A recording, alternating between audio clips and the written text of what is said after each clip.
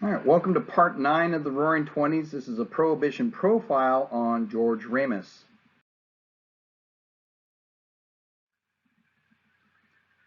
You know, there are a lot of characters in Prohibition that we could spend some time talking about. We could talk about Al Capone, we could talk about Eliot Ness, but I find this guy, George Remus, to be the most fascinating of the characters during Prohibition. George Remus is the inspiration for the main character in The Great Gatsby, right? He was a Chicago defense attorney, and a pretty successful one at that. And so he found himself constantly defending Prohibition violators, right? People would violate the Prohibition laws there in Chicago, which is one of the main hubs of the illegal speakeasy industry, right?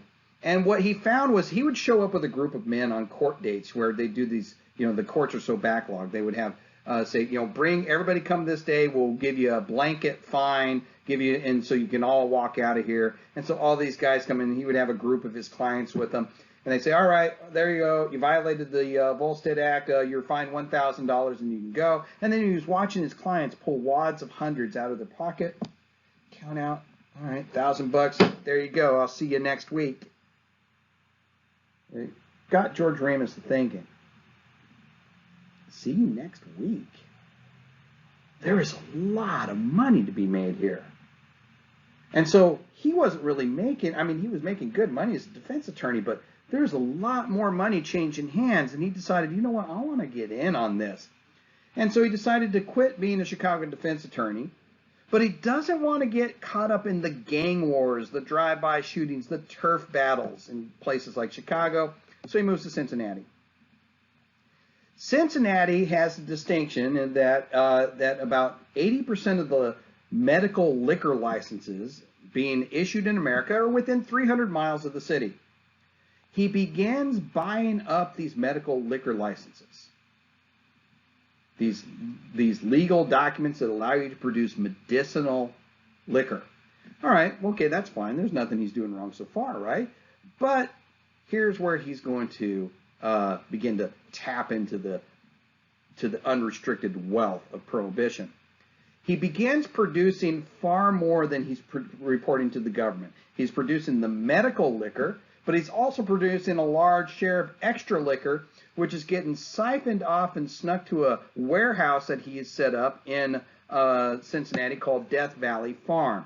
It's a row of warehouses that he's actually got hired men with submachine guns on the roofs all the way to, if you were to try to rob this warehouse, you would have to run a gauntlet of machine gun fire going in and going out, and hence why it's called Death Valley Farm.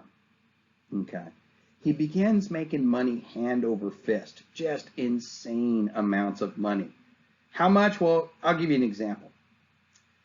With some of the money that he had earned, he decided to have an indoor pool added to his house. He had it all constructed, and when it was all done, he threw a huge party to celebrate the christening of this new indoor pool.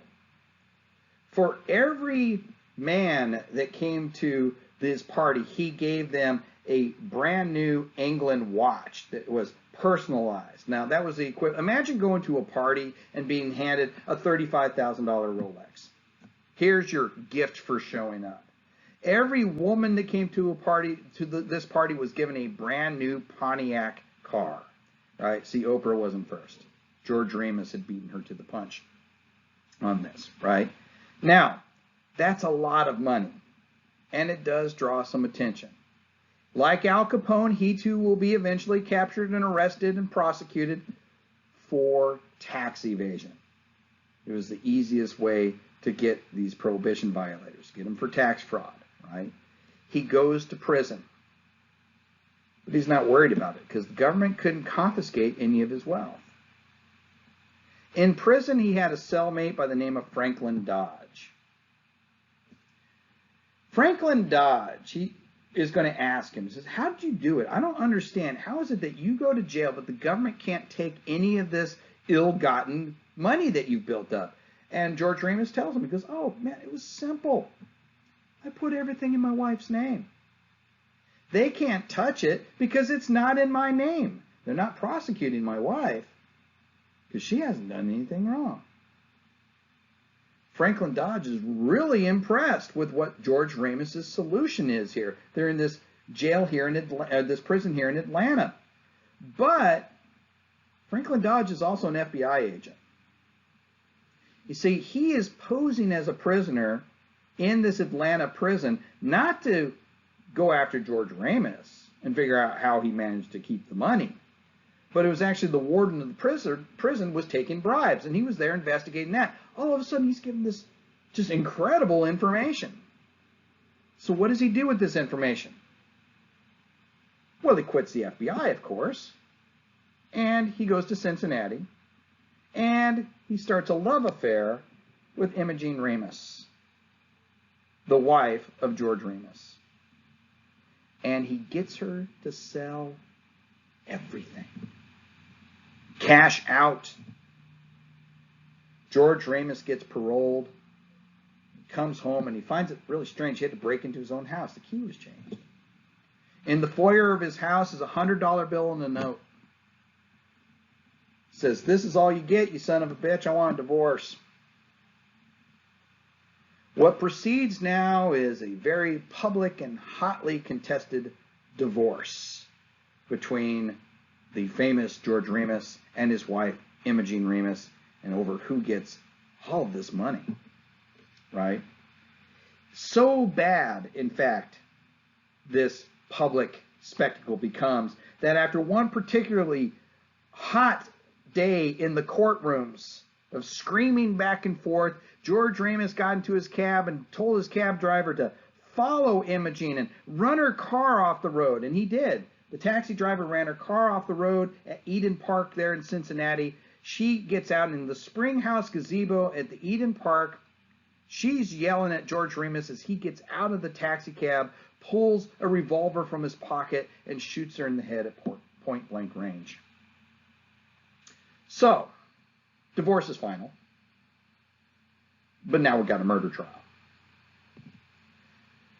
He claims guilty, but by reason of insanity. She just made me crazy. Right? The jury agrees. The judge agrees with the sentence. And he is sent to an asylum for about 6 months. After 6 months in this asylum, he's released. He's all better now. The judge signed off on it. George Remus returns home. He's lost his illicit liquor business, but he's kept all the money. And he throws a huge party. Never believe who was at the party there. Not Franklin Dodge, by the way. He got the hell out of town. He thought his life was in danger, and he was probably right. But at the party was the judge and all 12 members of the jury that agreed that he needed to just go to an asylum and not to prison for the rest of his life. There are some interesting characters in Prohibition, but I really think George Remus is by far the most interesting.